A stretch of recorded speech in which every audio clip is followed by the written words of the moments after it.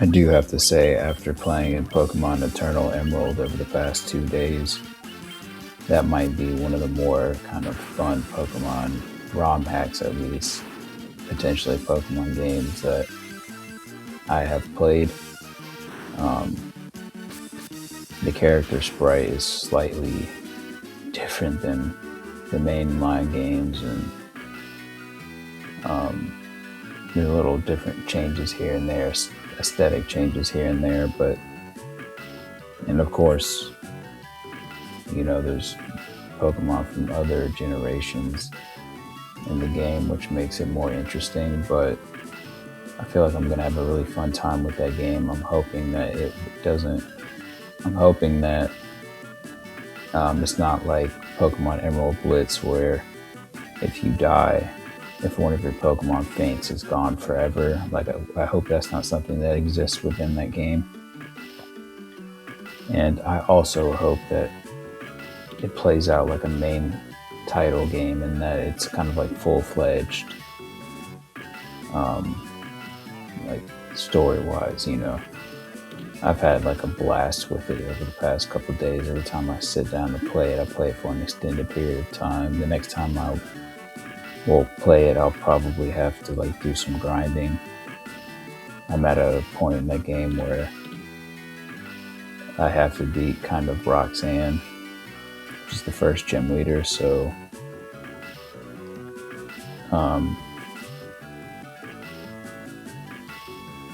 even though I have like a Trico, she's a rock type gym leader in the main games and in this game. So for most people, she's not overly difficult, but I mean, my highest level Pokemon is like Trico at the moment. So I do have a Meryl and a Wingull. So you'd think with those three Pokemon on my team, there wouldn't be an issue, and there shouldn't be. But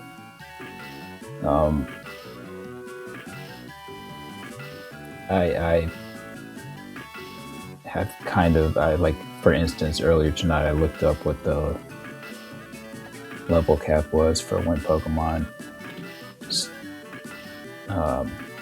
won't obey you.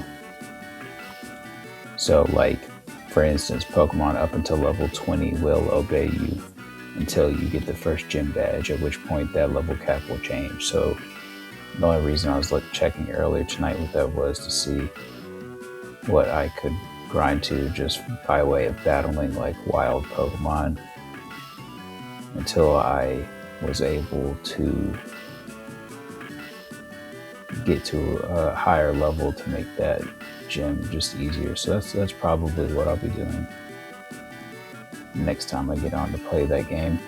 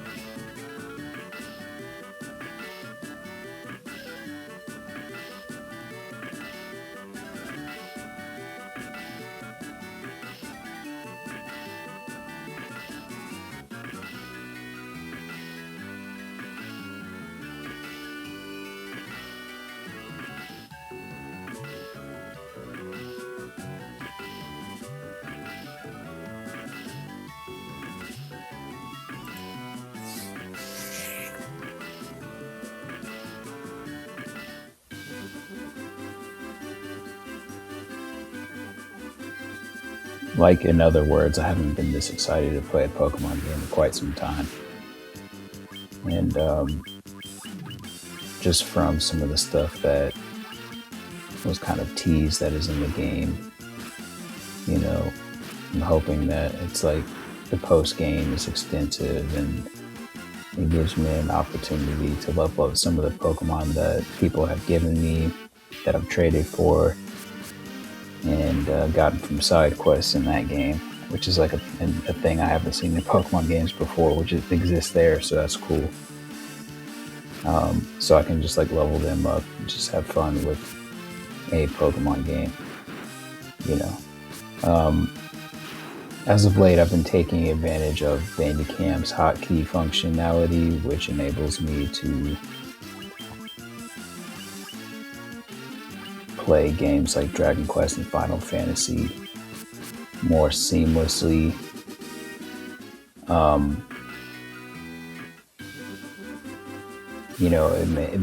You're kind of rolling the dice with Bandicam in general, as much as I hate to say that, because sometimes it does act up, but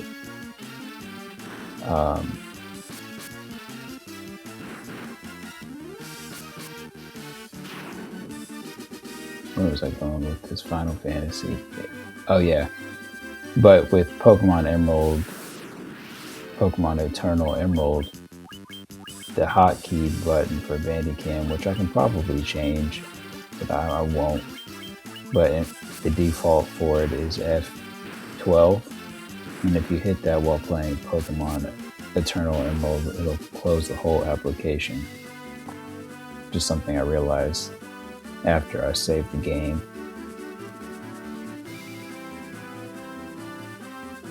When I was done making the very first video, I saw I was approaching the end of my 10-minute time limit. So I decided to go ahead and just close the game out and let that be the end of that kind of sit down playthrough of that game. And thankfully I was able to get a save off, and I hit the hotkey button and the whole game exited out. So I was like, okay, so that's good to know. So I'll be pulling Bandicam up whenever I'm playing that, but that's kind of the only hiccup when it comes to that game and kind of how I'm uploading in general. Because I think Bandicam is probably going to be the recording software I'm using from here on out. But when I start to upload that, I'll put the website I downloaded it from in the description. In addition to the controls for the game for people, because it's not run on the emulator. It's just like its own application. You have to unzip the application and everything that comes with it, but it's not like you're running it on an emulator. So it's an interesting kind of thing that comes along with Pokemon Emerald Blitz. But I'll make a community post about it.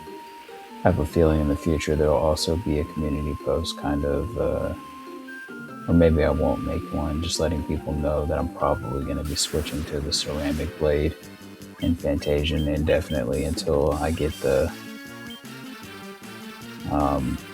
final version of Tire Fing upgraded, which requires a number of Deuce Augites, which assuming I can get through the middle void realm and the realm after that, if there is one, in a timely manner, I might be able to get that sword sooner rather than later, and I could probably be able to finish out the level 80 grind playlist, because I'm not at level 80 at the moment. I think my highest leveled character in that game is around level 70. So I could finish out the level 80 grind in a new area with the Tire Fing sword fully upgraded. But until then, and probably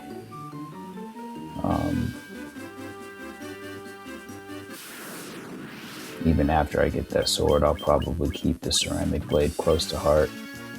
The Bloody Sword and the Nanomic Blade upgraded is still an integral part of the Joss build. It's just, I guess the best way to put it,